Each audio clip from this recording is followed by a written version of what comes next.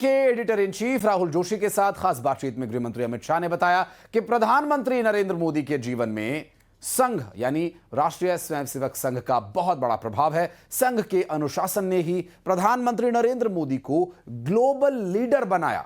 75 साल का संघर्ष संघ का ही संस्कार है। स्वाभाविक सी बात है, जब विजन भी बड़ा है, एग्जीक्यूशन भी इतना बढ़िया है, तो टफ टास्क मास्टर भी रहे होंगे। तो कोई कुछ किस्सा सुनाइए जहां पे। ऐसे तो ढेर सारे किस्से आपको सब जगह मिल जाएंगे जी। मोदी जी हिसाब किताब कठोरता से लेते हैं, इसके कारण बहुत नाराजगी भी है।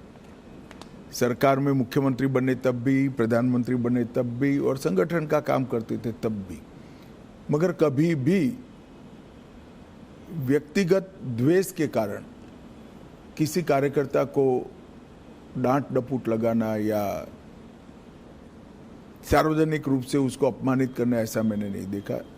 डांटने का या टोकने का जो भी कारण था, उसमें सूचिता थी, उसमें शिस्त थी और उसमें सिद्धांत था। सूचिता, शिस्त और सिद्धांत, तीनों चीज़ों के लिए ही कठोरता मैंने देखी है। मगर हाँ, एक प्रकार से अगर ब्रॉड एनालिसिस करना चाहेंगे तो कह सकते हैं वो बहुत टफ टास्क मास्टर है। आप कह रहे हैं आपने सबसे ज़्यादा उनके संग काम किया है, थोड़ा सा बताएं उनके आरएसएस का प्रभाव उनके ऊपर।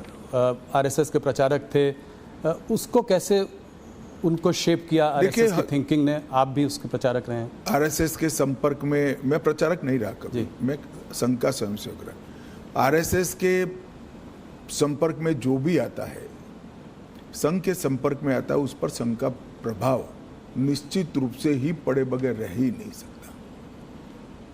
आज नरेंद्र मोदी जी जाने जाते हैं कैसे नेता के रूप में, जिसके लिए देश सबसे प्रथम है, उसके बाद पार्टी है, उसके बाद पार्टी के कार्यकर्ता है।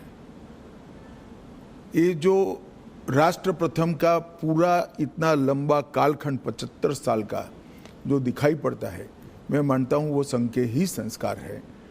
और संघ के संस्कारों को लंबे डिसिप्लिन जीवन के तहत उन्होंने अपनी प्रकृति में बदला है। तो संघ के संस्कारों को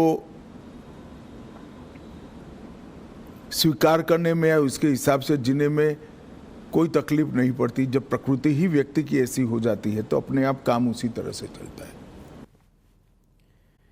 और